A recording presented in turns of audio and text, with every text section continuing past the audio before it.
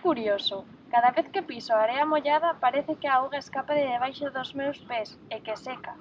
Iso débese á reacción que ten a area mollada fronte á aplicación dunha forza, en este caso o teu peso. Estas reaccións dos materiais fronte ás forzas externas é o que se coñece como comportamento reolóxico, que depende moito das características do material. Se queres mañá, pasamos polo laboratorio e explícoche por que pasa. Agora que estamos en un sitio máis tranquilo, imos ver que isto é a reoloxía e que é a viscosidade dun fluido. Se sometemos a auga a unha forza, este comezará a moverse, e se paramos, detense. E se queremos que comece a fluir outra vez, a velocidade constante, temos que manter unha forza para vencer as resistencias debido ao rozamento e outros factores que se opoñen ao movimento. Imos a ver as razóns. Isaac Newton, en 1682, foi o primeiro científico en empregar o concepto de viscosidade. Para definila, considerou que os fluidos están formados por diferentes láminas de superficie A, cada unha delas separadas por unha distancia diferencial de x. Se aplicamos unha forza sobre a lámina superior, esta comezará a desplazarse a velocidade constante en relación coa lámina inferior. Para manter esa velocidade é necesario continuar aplicando unha forza que venza o rozamento entre as láminas. A forza necesaria ten que ser proporcional á velocidade que queremos manter, a superficie de contacto entre as láminas e a distancia que hai entre elas. Cando ocorre isto, os líquidos se desplazan de forma moi ordenada, de maneira que parece que non hai movimento como se estivese conxelado. Os fluidos que teñen este tipo de movimentos se di que teñen fluxos laminares e se comportan de acordo coa seguinte ecuación. A constante de proporcionalidade é a viscosidade. A variación de velocidade en función da distancia entre as láminas chámase velocidade de deformación, e a forza entre a superficie, tensión de empuxe. De acordo coa ecuación, existe unha relación lineal entre a tensión de empuxe e a velocidade de deformación. A pendente é a fluidez, que é o inverso da viscosidade. Os fluidos que seguen este comportamento denomínanse fluidos newtonianos ou viscosos ideais.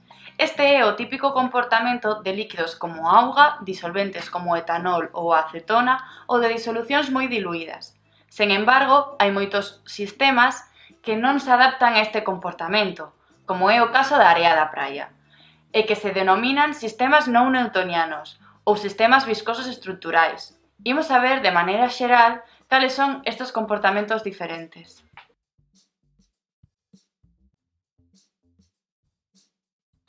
En caso dos sistemas newtonianos, como o auga, en repouso apenas ofrecen resistencia ao movimento, polo que pódese verter da xarra facilmente polo efecto da gravidade.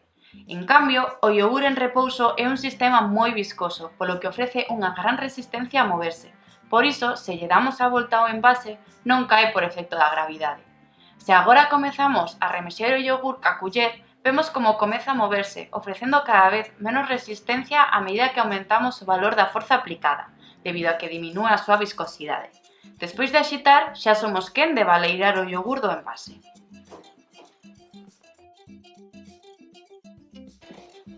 A este comportamento se lle denomina pseudoplástico, o shear thinning, adelgazamento por cizalladura, que consiste en unha disminución da viscosidade, aumenta a pendente ou fluidez, a medida que se aumenta a velocidade de deformación.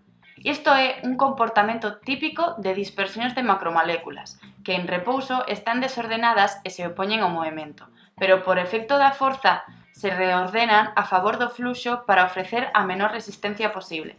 De forma idéntica que se tiramos un pau ou colocamos unha canoa nun río, esta se orienta no sentido do movimento para ofrecer a mínima resistencia. No caso do iogur, as proteínas lácteas en repouso encóntrase aleatoriamente ordenadas, dándolle consistencia e viscosidade. Ao comenzar a axitar, reordénanse, en sentido do movimento, exercendo menos resistencia e volvéndose máis líquidos ou menos viscosos. En este caso, unha vez se detén a axitación, o iogur necesita bastante tempo para volver ao seu estado inicial e recuperar a súa viscosidade. Isto é debido a que as proteínas tardan un tempo en volver a entrecruzarse e en recuperar as interaccións intermoleculares. Este comportamento no tempo é diferente ao comportamento pseudoplástico e denomínaselle tixotropía, pero a miúdo os fluidos pseudoplásticos presentan tamén tixotropía como é o caso do iogur. Outro comportamento un pouco diferente é o que ten a pintura ou a pasta de dentes. Como vemos, a pintura en repouso é viscosa e para poder cargar o rodillo ou brocha é necesario facer unha forza mínima de contacto.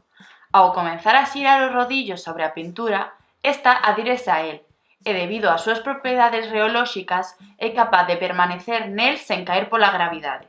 Para que a pintura pase do rodillo a un obxecto e se estenda como unha fina película é necesario exercer unha forza mínima. Por iso, cando se estende sobre a parede, a pintura pasa do rodillo á superficie e queda adherida a ela sen gotear.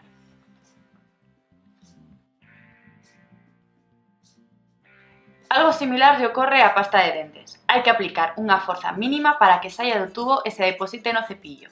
Unha vez nel, mantese estruturada e só cando se frota cos dentes ou aplicar unha forza se reparte neles exercendo a súa capacidade de limpeza. A estes sistemas coñécenselles como fluidos plásticos ou como fluidos Bingham ou Bingham pseudoplásticos. Estes sistemas caracterízanse porque necesitan unha forza mínima para que poidan comezar a fluir. Unha vez superada esta forza inicial, comezarán a fluir comportándose como sistemas newtonianos ou como pseudoplásticos. Este comportamento é típico de sistemas que en repouso os seus compoñentes establecen interaccións importantes que se opoñen ao movemento entre eles, e só cando a forza aplicada, forza límite, é capaz de superar estas interaccións, o sistema comeza a fluir como ocorre coa pintura ou a pasta de dentes. Un exemplo son os sistemas coloideais floculados. En repouso, os coloides asócianse mediante forzas débiles que deben vencerse para que comecen a fluir. Unha vez en movimento, o sistema é cada vez menos viscoso ao desestructurarse os flocos. Unha vez cesa o movimento, o sistema tarda un tempo en recuperar as condicións iniciais, polo que soen presentar tixotropía. Esta pelota está composta por un material que en repouso ou baixo forzas moi débiles presenta baixa consistencia e viscosidade. Por iso, defórmase moi facilmente. Pola contra, ten a propiedade de volverse máis viscoso e consistente canto máis forza se lle aplica. Por iso, ao golpealo contra o chan, compórtase como un produto elástico rebotando sen deformarse. Estes materiais coñécense como sistemas dilatantes e caracterízanse porque en repouso a viscosidade é baixa e compórtanse como un fluido, pero a medida que se aumenta a forza de cizalla, aumenta a súa resistencia ao movimento e viscosidade, e son, por exemplo, as suspensións de almidón ou a area mollada da que falábamos ao principio. Chegamos entón á cuestión inicial, porque se seca a area e se volve dura cando a pisamos. Basicamente, o que ocorre é que a area mollada compórtase como unha suspensión concentrada, onde os graos de area en repouso rodéanse dunha fina capa de auga que actúa como un lubrificante. A lámina entre os graos favorece o seu movimento, polo que cando está en repouso son quen de moverse e fluir con certa facilidade, cando as forzas aplicadas son baixas. No momento en que a forza aumenta, por exemplo, cando aplicamos o noso peso, a auga sae expulsada de entre as partículas de area pola presión e entón comezan a rozar entre elas, impedindo o seu movimento. Esta é a causa de que seque e se volva máis dura. Tamén é o causante de que nas praias nas que a area mollada é moi branda, fundámonos se estamos parados, pero non se corremos ou andamos a xiña, xa que a forza de impacto aumenta.